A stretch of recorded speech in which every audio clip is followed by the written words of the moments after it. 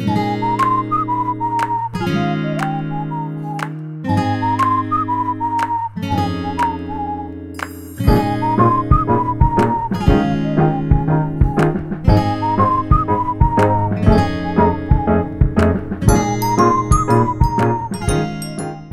guys, it's Tony here and welcome back to my channel. For today's video ay travel kami ni Ivan for the Holy Week. Punta kami ng punta lang ga? Rotorua. Ano na dito ha, fall na pero magka-camping pa rin kami. Ito na yung last hurrah for camping, last hurrah sa aming mga gamit for camping. So if you're interested, just stay tuned. But before that, don't forget to hit like, share, subscribe, and to tap that notification bell para updated kayo every time may bagong video just like this. Pasensya na kung kayo ay very shaky kasi nga nag-start na kami biyahe. Time check, it's 11:11. Supposedly, ang plano namin was mag-aga kami travel around 8 o'clock daw. So, anong petsa na? Alas 11 na kasi nga naman, yesterday, medyo busy kami. Nag-Costco kasi kami, hindi ko na na-vlog guys. Nag-Costco kami with Jay and everyone else kasi para sa kanilang new house. So, ayun na, tama na ang chika. Tara, let's go to Rotorua.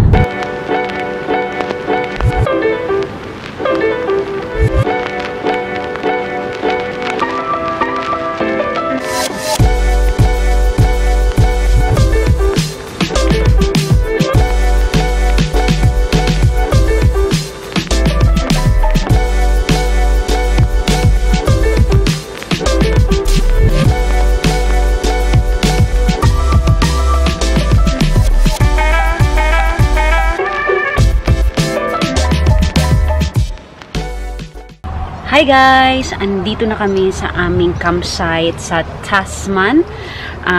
Tasman na camping ground dito sa Rotorua.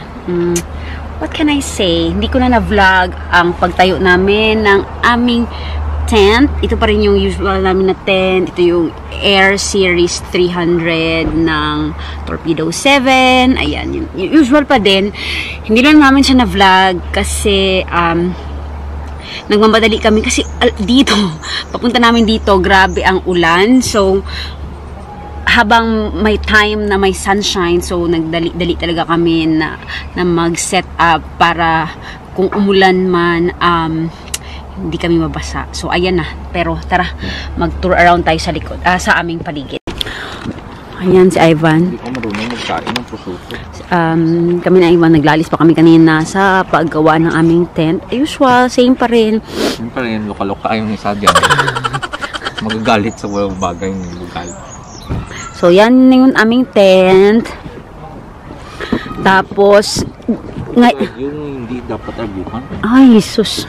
Anyway, ito yung, let's have a quick tour. For the first time, konti lang yung dala ko. Meron kaming madeleines from Costco, syempre from some eggs, dyan yung mga ilaw namin and all. Ito yung aking snack area, rice as per usual Filipino, and yung aming bedroom nandyan. Yan yung aming tent ni Ivan. Yan ito na yung aming usual tent guys, and I think this is our third time of using it. Third time ba lang ga? So far, worth it naman. Nagpabilis na kami ng pabilis mag-set up. Kahit papano. Buy house. Let's have a quick tour. So, itong nakuha namin ni Ivan is off-grid or no power. Ano to? No power? Unpowered? So, yan. Lakad-lakad muna tayo. Ito yung mga kapitbahay namin.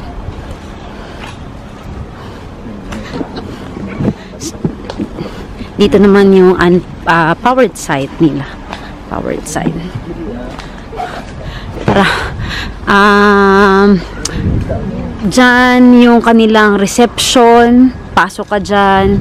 Reception.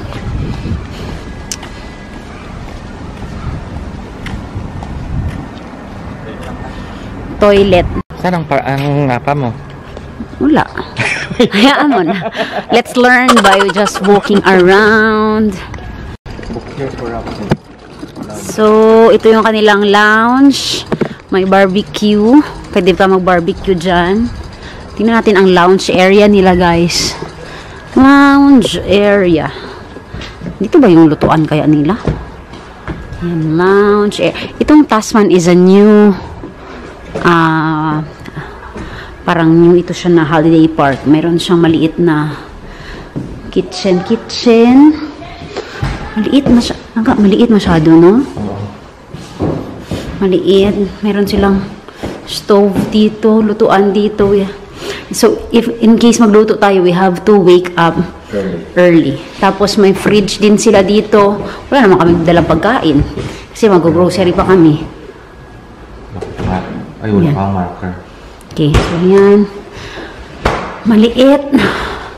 And then, meron silang playground dyan. Okay. Yung mga cabin, isa ha. Cabin. Ito, ano kaya ito? Merong pwede. Kasi dito sa Rotorua, yung secret spot na hot tubs. Gusto mo mag-secret spot ulit? Pwede. Ngayon, magtutour lang kami. Ano to? Ayan o, mga non-powered sites. Check natin. Dam. Non-powered kani. So, yung kanilang mga cabins. Kaso, di tayo namin book dyan. Puno na. Yan. Meron silang pool. Grabe kasi ng araw, guys. Meron silang pool na naga-close at 6 or 7. Yan. Ayan, maliit lang na pool. Hitad kaya yung pool nila. So, meron pala silang mineral pool dito. Hindi lang swimming pool. Yan. So, pwede na kami dyan mamaya ni Ivan. Meron ganito. Ano dito? Another lounge. Uy, maganda. Maraming lounge area. So, diba yung napuntahan natin na first lounge? So, meron na namang lounge area dito.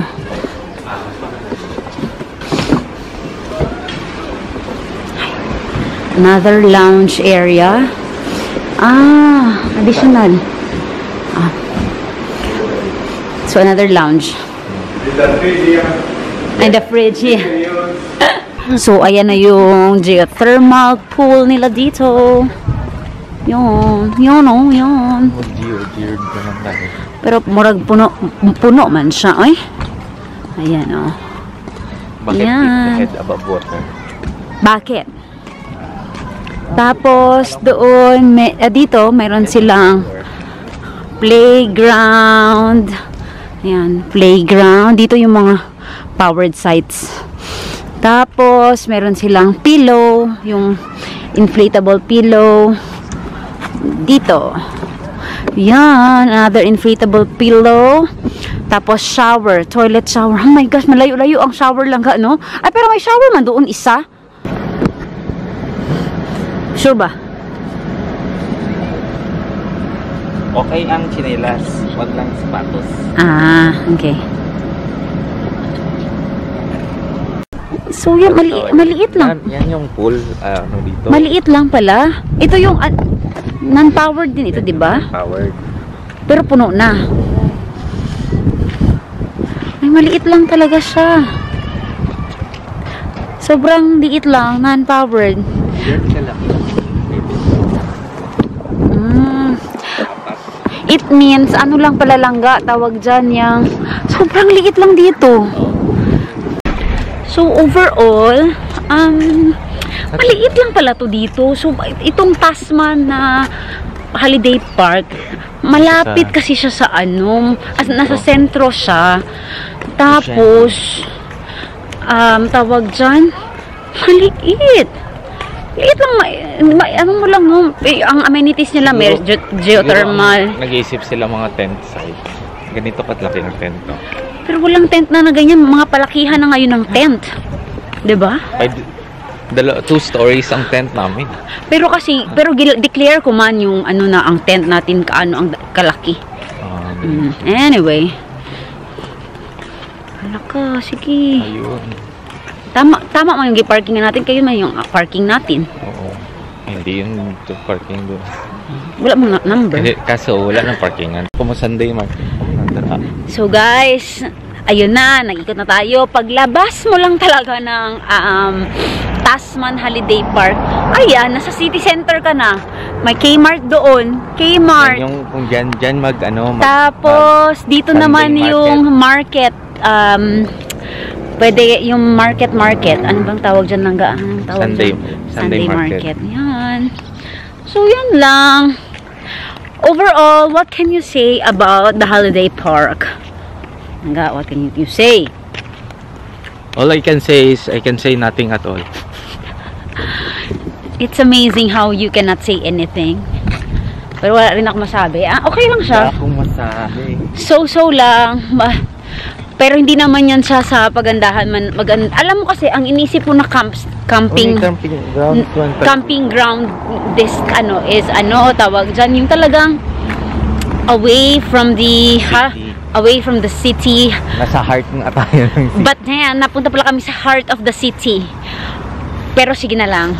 Alam mo saan tayo papunta? Saan? Where are we going? Ito nga, ang ganda ng grass. Pero sige na lang, hayaan na natin. Alam nga naman, 'di ba? Andito naman na tayo. So let's just enjoy the show. Lakad-lakad lang kami. So ayan. Laters.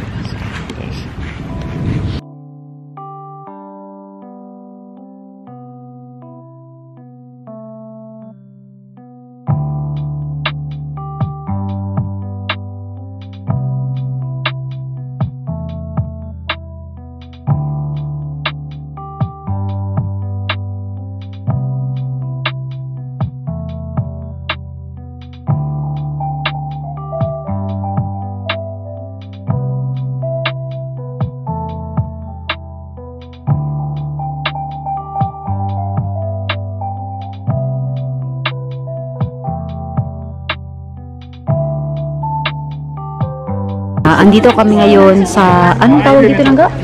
Sa footpath.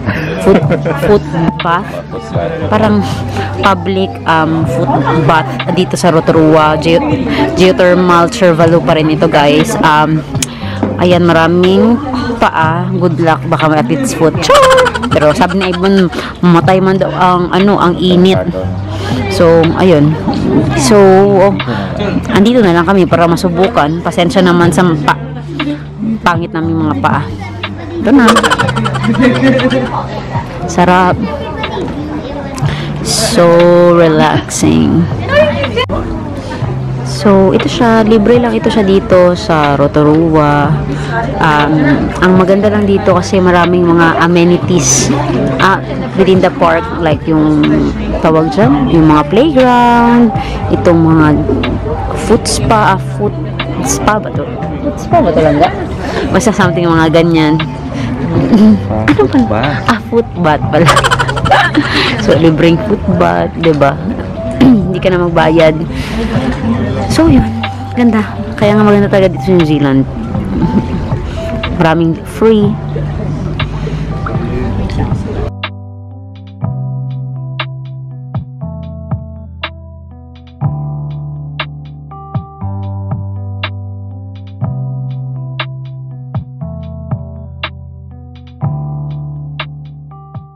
Sa una, malipay na kami. Amo ni kalapad nga